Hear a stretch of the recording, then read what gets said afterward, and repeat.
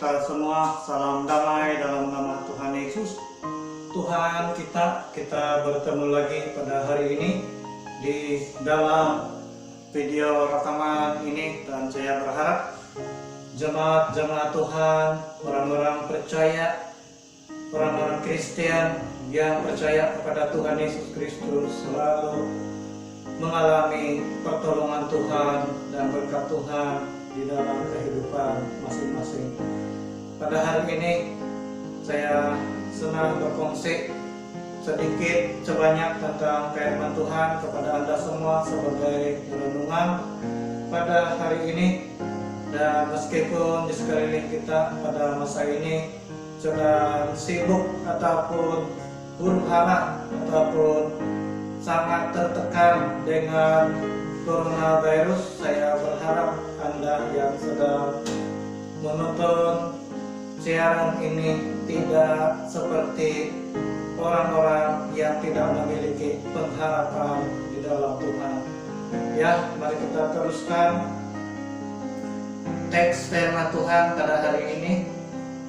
1 Petrus 4 ayat 7. Saya bacakan.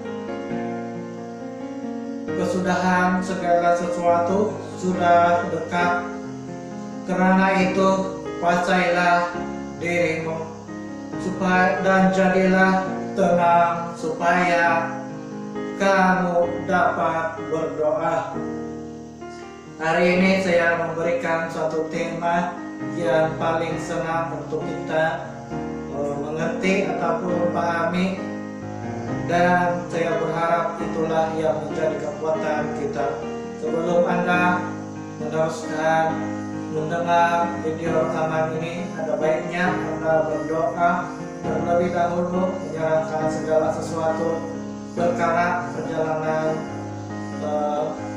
pekerjaan Anda ataupun aktiviti Anda pada hari ini, termasuk juga sebelum Anda melihat video ini.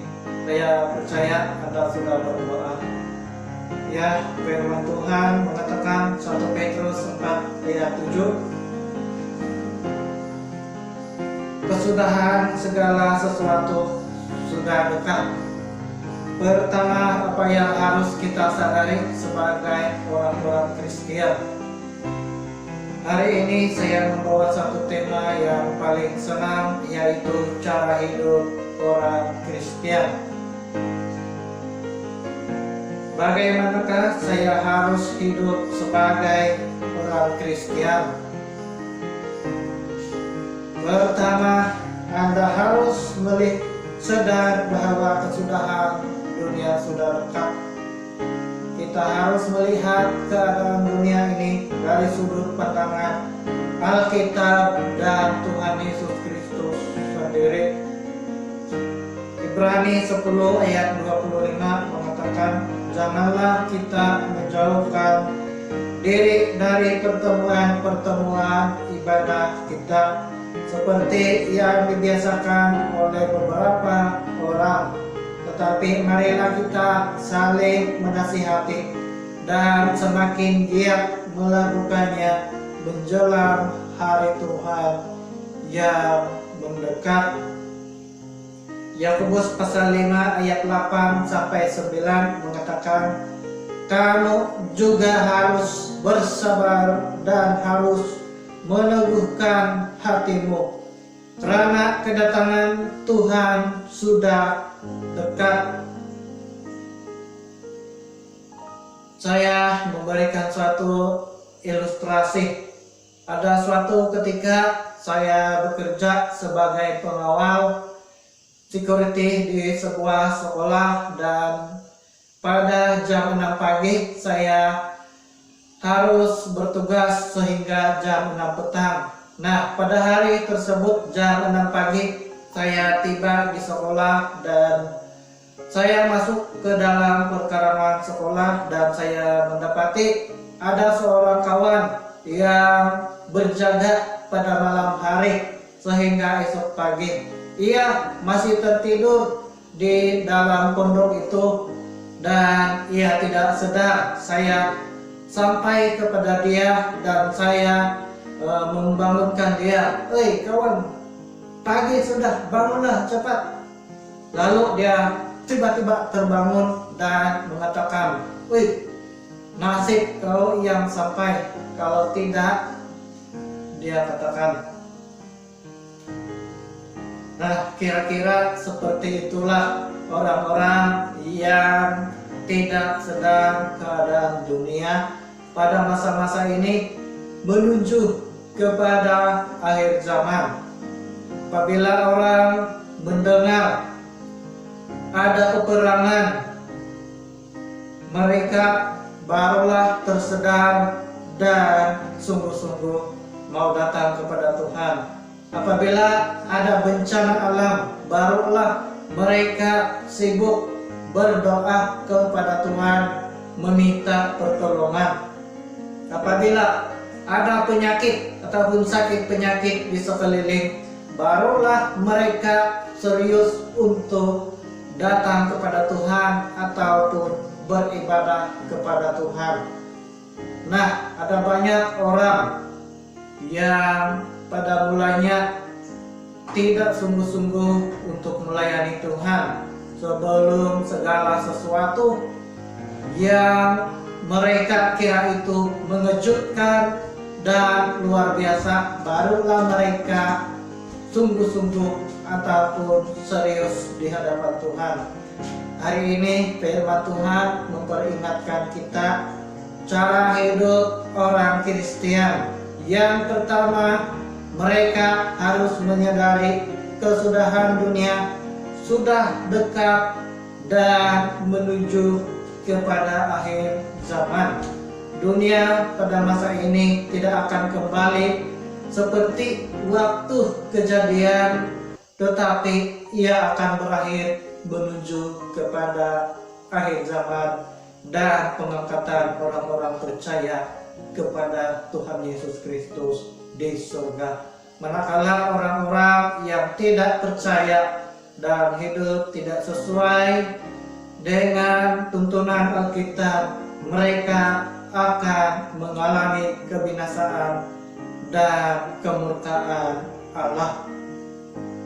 Nah, bagaimana dengan kehidupan Anda? Bagaimana dengan kehidupan kita? Apakah kita seperti security yang tertidur pada waktu pagi, sehingga security yang bertugas pada pagi hari sampai ke petang menjumpai dia ataupun melihat mereka sedang tertidur pada awal pagi?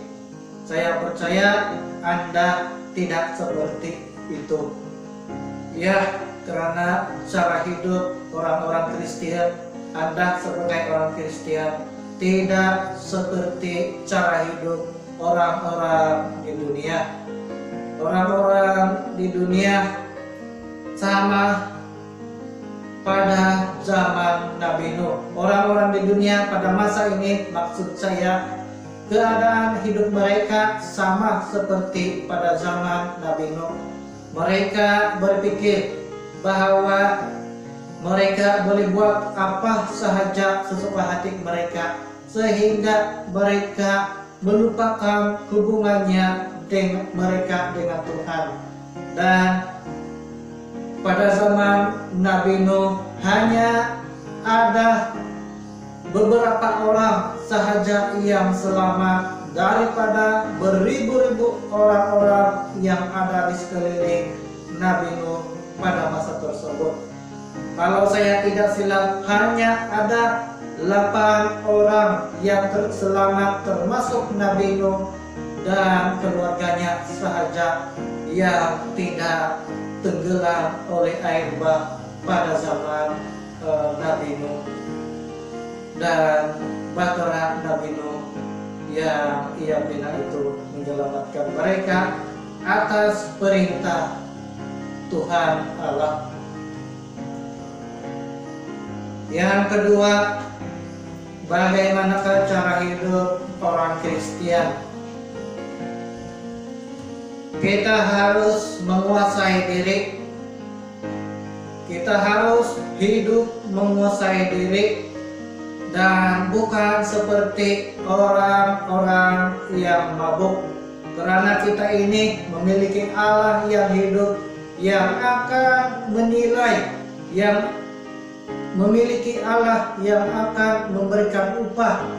Ya, ada Allah yang memberikan imbalan ataupun ganjaran sesuai dengan perbuatan yang kita lakukan di surga nanti. Andai kata kita tetap setia dan tetap percaya kepada Tuhan Yesus Kristus. Nah, yang kedua tadi saya katakan, kita harus menguasai diri karena kita ini adalah orang-orang Kristen yang memiliki Allah yang hidup.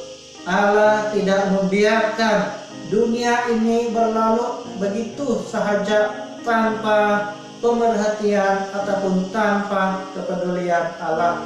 Tetapi Tuhan memberikan kita semua manusia kebebasan di dalam lingkungan ataupun di dalam naungan tangan Tuhan, agar kita semua dapat bergerak, dapat bekerja dan dapat melayani Tuhan sesuai dengan kekuatan dan kesempatan yang Tuhan berikan di dalam kehidupan kita di dunia ini. Nah, apa yang perlu di sini, karena di dunia ini ada berbagai-bagai tarikan yang boleh membinasakan kita dan boleh menjauhkan kita daripada hubungan kita dengan Tuhan. Maka kita perlu menguasai diri. Kita harus mengingat bahwa dalam segala kesibukan, dalam semua pekerjaan, dalam semua rancangan kita, Tuhan Yesus Kristus tetap ada memperhatikan semua orang-orang yang ada di dunia ini. Sama juga, baik orang percaya ataupun orang tidak percaya, Tuhan memperhatikan kita semua dan memberikan upah sesuai dengan kesetiaan kita di hadapan Tuhan. Ya, kalau orang mabuk itu mereka berjalan 2 kali ke hadapan, mereka akan melangkah 3 kali ke belakang apabila mereka mau melintas jalan raya. Saya pernah 1 kali melihat orang mabuk melintas jalan raya. 2 kali ia ke depan dan 3 kali ia ke belakang, dan semua kendaraan ataupun orang yang melihatnya menggelengkan kepala, tanda mereka melihat orang mabuk itu tidak memiliki pandangan ataupun jalan yang teratur ke hadapan. Nah, bagaimana dengan kehidupan Anda? Apakah Anda masih berjalan ke arah Tuhan Yesus, ataupun apakah mata Anda sentiasa tertuju kepada Tuhan Yesus, dan apakah langkah kaki Anda tetap melangkah ke hadapan, mendekat kepada Tuhan Yesus? Kalau Anda memikirkan semakin Anda melangkah ke hadapan, semakin jauh pula Anda undur ke belakang, maka inilah waktunya Anda mengubah cara hidup Anda untuk lebih fokus ke hadapan dan berusaha untuk melangkah ke arah Tuhan Yesus dengan cara meninggalkan segala sesuatu yang ada di belakang dan terus-menerus berlari ke hadapan. Ya, yang berikutnya,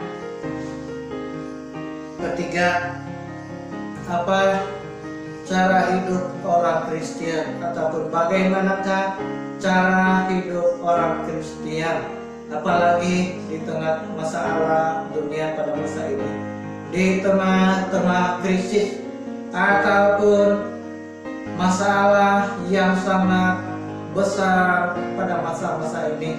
Maksud saya adalah coronavirus. Banyak orang di luar sana resah, gelisah, dan juga hilang pengharapan.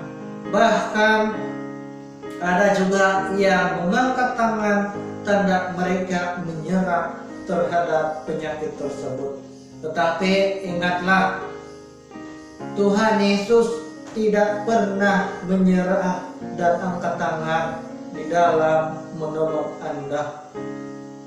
Anda harus bertenang dan saya harus bertenang di dalam apapun keadaan ataupun situasi yang kita hadapi. Orang yang tidak bertenang tidak dapat diajak berdoa. Orang yang tidak menguasai diri tidak dapat berdoa. Saya bagi contoh, kalau seseorang itu dalam keadaan yang sangat marah dan Anda mengajak ia berdoa, mari kita berdoa dulu sekejap. Apalagi mau berdoa, sudah perkara begini terjadi, mau berdoa lagi kah? Nah, kadang-kadang orang akan seperti itu. Tetapi cara hidup kita sebagai orang Kristen, kita harus menguasai diri dengan maksud kita mengambil waktu untuk berpikir apa yang sudah terjadi di dunia dan di sekeliling kita pada masa-masa ini, dan mengambil pengajaran bahwa tanpa Tuhan tidak ada apa-apa yang dapat kita lakukan. Ketiga tadi, jadilah tenang. Orang yang tenang selalu menang. Orang yang tenang selalu menang di dalam apapun keadaan. Tenang di sini maksud saya bukan tenang yang tidak berbuat apa-apa, tetapi di dalam kehidupan dia, sikap hati, waktu ia mendengar suatu masalah, ia mengambil pengajaran, ia mengambil teladan, ia mengambil nilai-nilai positif dan mengambil waktu untuk berdoa kepada Tuhan. Orang yang tenang selalu menang, karena orang yang tenang dapat berdoa dan ia dapat menguasai diri, dan ia dapat menyadari segala sesuatu yang terjadi di sekeliling dia dengan baik. Apakah Anda salah satu orang yang memiliki sikap yang tenang di dalam apapun keadaan? Saya percaya Anda memiliki sikap yang tenang karena Anda percaya Tuhan Yesus selalu memberikan Anda kemenangan di dalam semua perkara yang Anda lalui. Nah, yang berikutnya, keempat, bagaimanakah cara hidup orang-orang Kristen? Bagaimanakah sepatutnya saya sebagai orang percaya yang memiliki Tuhan Yesus di dalam pribadi berhadapan dengan semua perkara yang ada di dunia pada masa ini? Yang keempat, berdoa selalu. Apakah Anda sadar orang hanya berdoa pada waktu mereka sangat tertekan, dan di sanalah mereka lebih rajin berdoa berbanding dengan waktu-waktu mereka senang ataupun tidak ada apa-apa yang menimpa masalah di dalam kehidupan mereka. Orang-orang Kristen, bahkan semua orang di dunia, kadang-kala lebih teratur berdoa, lebih rajin berdoa, lebih ingat Tuhan, lebih perlu Tuhan, ataupun senang berdoa kepada Tuhan pada waktu mereka tertekan oleh masalah, oleh kesulitan, oleh kesusahan, dan juga oleh perkara-perkara yang menggemparkan di sekeliling mereka. Sedikit orang yang benar-benar berdoa ataupun mengambil waktu benar-benar untuk berdoa kepada Tuhan, meskipun hanya 3 menit ataupun beberapa menit kepada Tuhan pada masa-masa ini. Kalau ada orang berdoa 10 menit, puji Tuhan. Kalau ada orang berdoa 1 jam, puji Tuhan. Kalau ada orang berdoa 1 hari, puji Tuhan. Kenapa saya katakan seperti itu? Karena masa-masa ini orang lebih banyak menghabiskan waktu untuk bekerja, untuk online, dan ketiga untuk kepentingan sendiri berbanding memperbaiki hubungannya dengan Tuhan. Nah, dalam kesempatan hari ini saya memperingatkan Anda dan saya sebagai orang-orang Kristen yang percaya kepada Tuhan Yesus Kristus bahwa kita harus menyadari keadaan dunia semakin dekat kepada akhir zaman. Banyak tanda-tanda perang, tanda-tanda akhir zaman, sakit penyakit, tanda-tanda akhir zaman, permusuhan di antara bangsa dengan bangsa, dan banyak lagi telah terjadi pada masa-masa ini. Nah, selagi ada kesempatan, marilah kita gunakan. Sadarilah kita harus memperbaiki hubungan kita dengan Tuhan, bukan saja dalam hal doa, tetapi dalam hal membaca firman Tuhan dan juga sikap penyerahan hati kita sepenuhnya kepada Tuhan di dalam kehidupan kita. Nah, ambillah kesempatan hidup ini untuk bertobat sungguh-sungguh, percaya sungguh-sungguh, dan menerima Tuhan Yesus sebagai Tuhan dan Juru Selamat. Oleh itu, marilah kita sadar kesudahan dunia ini sudah semakin dekat kepada akhir zaman.